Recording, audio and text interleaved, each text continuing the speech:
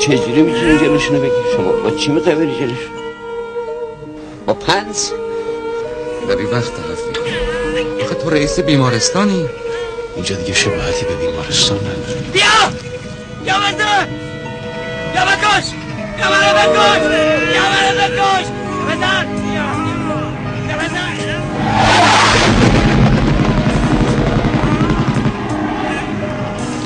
ما داریم تلاش خودمون میکنیم کسی بهتر بلده بسیم. شنوندگان عزیز توجه فرمایید.